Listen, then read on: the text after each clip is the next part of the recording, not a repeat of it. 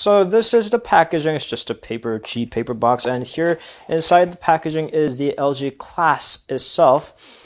And inside the packaging, I really want to skip this part, but I can't. There's an earphone. Doesn't seem that bad, a pair of an earphone, and the charger with the capacity of 1.2 amps, and the micro USB cable, along with the SIM card removal tool, and a bunch of leaflets, including the manual and the carrier bloatware kind of thing. Alright, so let's put this aside, and here's the LG Class, and the screen protector is kind of blocking our sight, so let's try to remove that.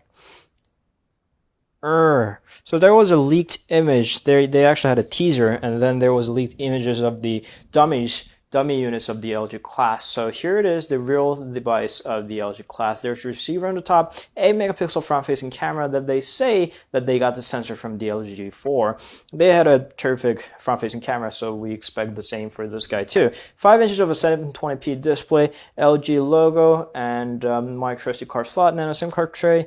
And on the back we have a 13 megapixel camera and the volume rocker, power key, carrier logo, speaker, and the LG logo, and the certification thing is. It rather has a weird location of a speaker. Usually the phones have the speaker on the bottom or the back on the left hand side corner, but it's on the top right. That's kind of weird, but it doesn't really matter. On top we have nothing but 2 screws. That's a interesting pair to see there. Usually the unibody designs, whether that's a plastic or metal, have they open up from the display. They pull up the display, including the iPhones and the HTCs and a lot of other devices. They open up for the display, and then there goes the subassembly. But the LG decided to adopt for the screws instead.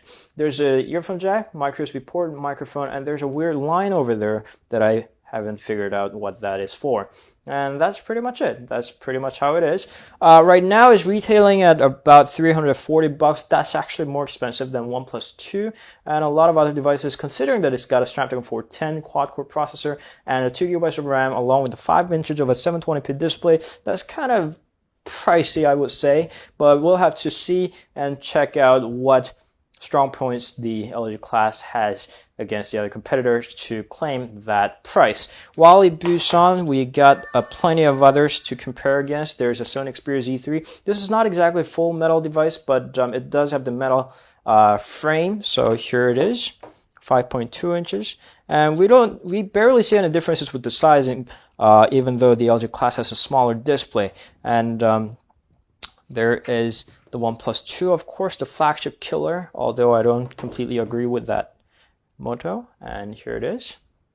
And here is a Korean phone, Vega Iron, and that's another full metal. So, although it's not exactly the best comparison to have, this is a 5-incher, and so is the LG Class. You can see the size differences. It seems to me as unnecessarily big. We don't know what brought into that problem, but here it is. This is the settings screen. English, we're going to skip the Wi-Fi settings, and it seems like it's got the usual LG interface. We seen this from the LG G4 and 4 on. It's probably the Lollipop. They actually announced that it's a Lollipop device. The version ranges at 5.1.1, and this is the usual LG interface. You have the scroll bar over there, and we can scroll to general and confirm that it indeed has an Android Lollipop